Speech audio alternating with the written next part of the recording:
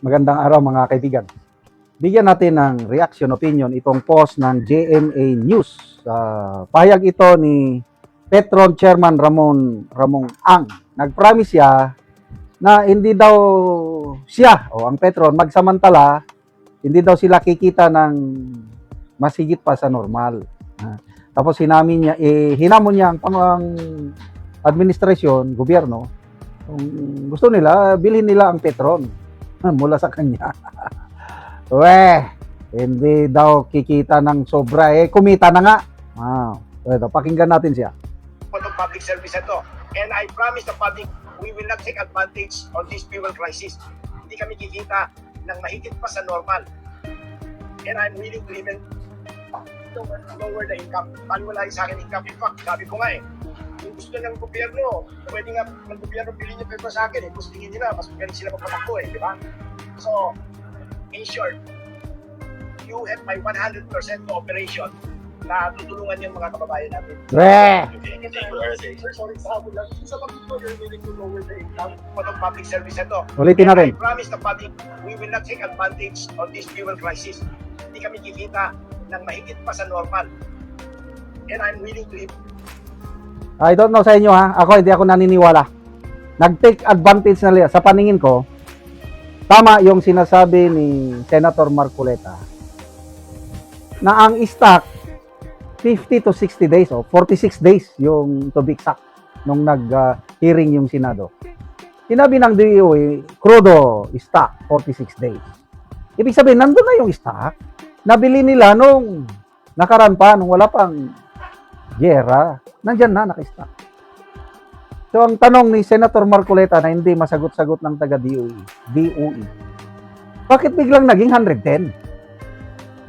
Dati 54 o 55 lang, old stock. Bakit biglang lumubo ng 110? Hindi maipaliwanag ng DOE.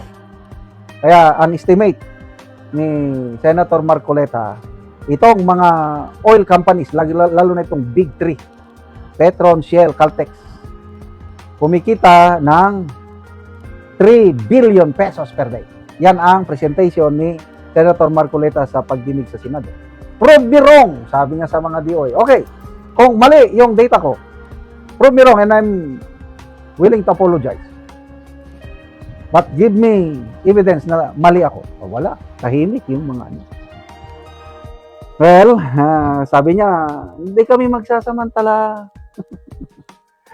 Madaling sabihin yung hindi magsasamantala, kailang mahirap gawin. Punta tayo doon sa isang hamon, bibili ng gobyerno. Sayang, kabataan ko, alam ko, ang Petron pag may-ari ng gobyerno. Kaya ako, believe ako sa Marcos Sr. Para siyang Tatay Digong din, visionary. Ikita niya yung pangangailangan na we have to do this. Kagaya niya. Kung gobyerno sana ang namamahala sa Petron, at least, hindi basta-basta magtatas ng presyo dahil gobyerno. Problema lang, panahon ni FDR, kaya tinawag siya na Boy Benta. Binenta. Grabe. Fort Bonifacio. Alala ko pa, doon ako nag-training. Wala, yung Bonifacio Global City na yan, diyan kami nagja-jogging noon. Mga tiniente kapitan pa kami. Wala na ngayon. Bakit ibinenta? Panahon pa rin ni FDR, late FDR. Para daw sa modernization ng AFP. Nagkaroon ba ng modernization? Wala.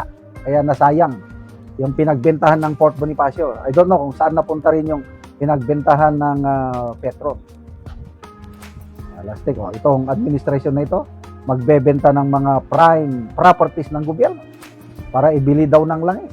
How can we be sure na yung ma-generate nila na income 194 billion, how can we be sure na mapupunta sa atin? Baka naman mapupunta lang sa maleta.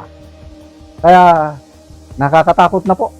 Ayoko nang magtiwala sa gobyernong ito. Bibilhin, sana nga. Ayan ang pambibili ng gobyerno ito. Mangungutang na naman. Pag nangutang, tayo pa rin ang magbabayad. Kasi itong gobyernong ito, I think 12 trillion ang utang. Pag upo. Ngayon, sobra 18 trillion na. In just 3 years, nakautang na itong Marcos Jr. administration, 6 trillion na. Si Tatay Digong, 6 trillion ang utang nung umupo siya, lumobo ng 12 trillion nung kapanahon na pag-alis niya. But, merong pandemic.